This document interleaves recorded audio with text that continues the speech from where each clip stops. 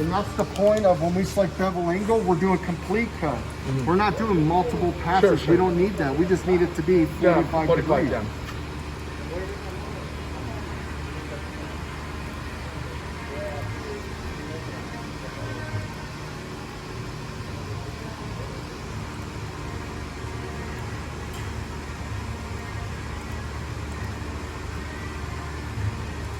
Okay.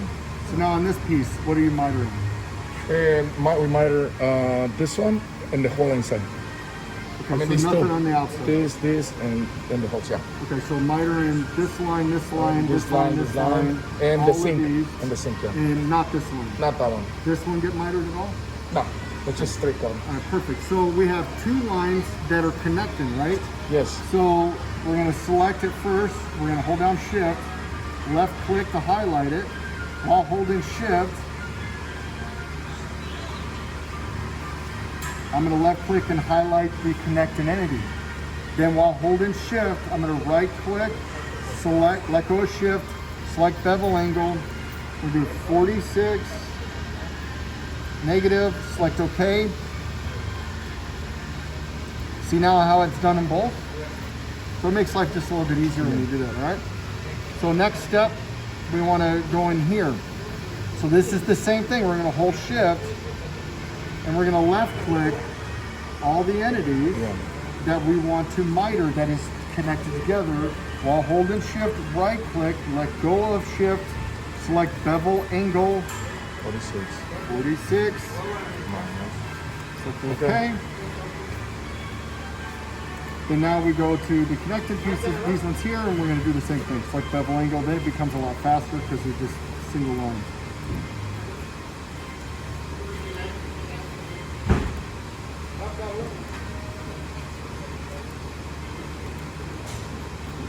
Okay, now the next question is on the same file. Like for example, here we ask JR. Okay, if they send us this file like that, and I need to move pieces around the slot. Let's say I took the picture and I want this one from here and this one from here or from there. Or I need to rotate it. How do I do in that file? You have to separate it in the DXF. And then so it's independent file for each one. Yeah, so like this is one object window, one DXF, Yeah. right? Well, this treats this as one whole part, even though it's multiple parts. So if you're wanting to move these around, like this section here, you have to get them out of here. So to do that, I'm gonna hold down Shift, left click. While holding left click, I'm gonna drag a box. I'm gonna select all the entities I don't want in this, okay? Then I'm gonna right click while holding Shift. I'm gonna say cut to clipboard.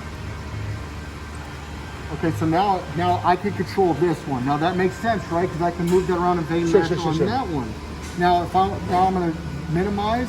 I'm gonna open up another object window and I can give it a name. Okay, select OK.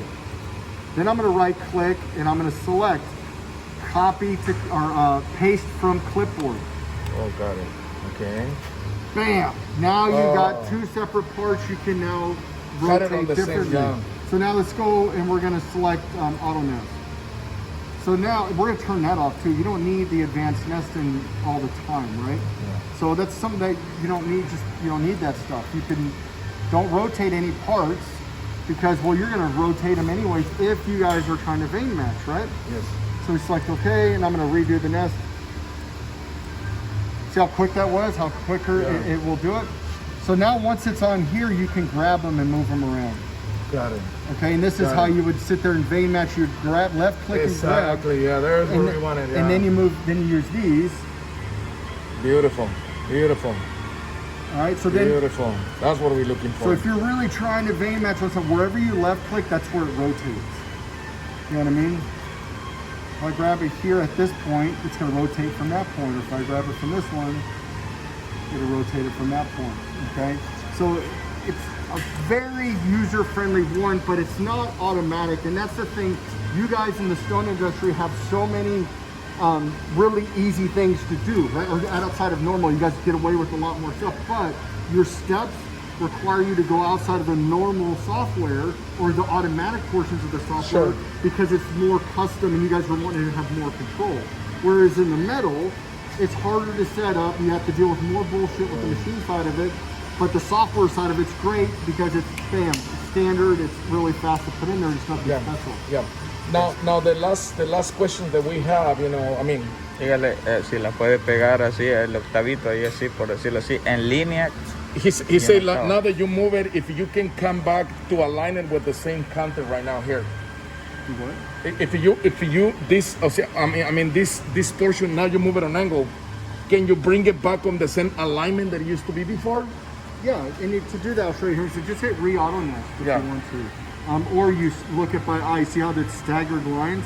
Yes. They will only become nice and straight if they're straight. So that's the only way. You have to kind of just use these buttons here to get Okay. it. Okay. La otra es, dígale si puedo saltarme la línea, como le repito, para que quede una vez en el video acá, que cómo le hace él para, si yo por ejemplo quiero hacer primero el sync, o por lo menos decir, voy a mandar la máquina a hacer el 45. He said if you can manipulate the machine to do, for example, he tells you where this is gonna start cutting, right? All the points and everything. He say, okay, I don't want to start here or here like the machine told me. I want only the sync, for example. That's all in the move order of things. So that's going to be under move order, right? This guy right here. Yes. So if I select it and then I select this number 1 here, it tells me which is 1 and 2. Okay. So if I see here it says cut last, cut first.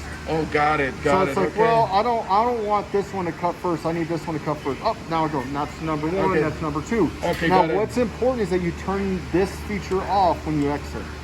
If you have those on there, it sometimes will cause the software to crash. It's a weird bug that we can't figure out, and it's not worth rewriting all our software to do it. It happens every once in a while. And there's no reason to have that on there. If he crashed this one, we just turn it off and restart it, the computer? Yeah. So you always want to make sure you save. So if you've nested this, it's very, very, very important. If you nested this and you're cutting it, you need to hit save right off the bat, okay? Once you got it nested, you're like, I'm ready to cut. Before you physically move this machine, you need to hit save. Save. Because it saves all the pictures and it saves your locations on your position. Now, if you're cutting this and you didn't save it, it's all gone. You're gonna have to redo that all, and then you just scrap the sheet of stone because well, you didn't save it. Now, we can't help that, right? So if you call us up angry and you're like, this is bullshit, I lost fucking $100,000 in orders because, dude, you should have saved it. You know, we can't predict when this thing crashes. Now, the frustration thing is like you're gonna be angry because it crashed or the software crashed. There's a lot of things that can cause that, and this is just me being a human being to another human being and being 100% honest with you. Yes. The majority of the issues that are caused within the software and the machine, 9 out of 10 times is customer fault. So it's not that I'm trying to put blame on it, that's my experience, and it's something that is just not even thought of. You're like, well, I didn't know that did that. It's like, okay, and then that's a whole nother argument of, well, you never trained right and all this other stuff, and that's something that you can be, but other than that, you wanted to have discipline. Soon as you do this, because this is proof, you guys are vein matching at this point. So before you cut this machine, or before you turn it on, before you move it to set the plate, or whatever you do, hit save and give it a name. Because if the software just crashed and you had to exit out and reopen it back up, you can easily go to open, find that file, open it, then right click on the nest,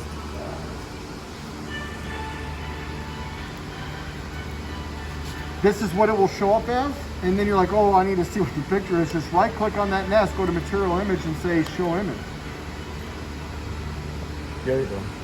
So that's very important to save and process that. Save this. And we'll go over this more and more and more on the operation side of things like that. But so now let me go ahead and we'll re-square this back up. So now I'm going to run simulation. Yes, we know that one. So I'm going to hide this because I don't need to see this. So run simulation. This is how I'm going to determine if it's going to cut the way I want before I even cut it. So that's a straight cut. Now it's beveling.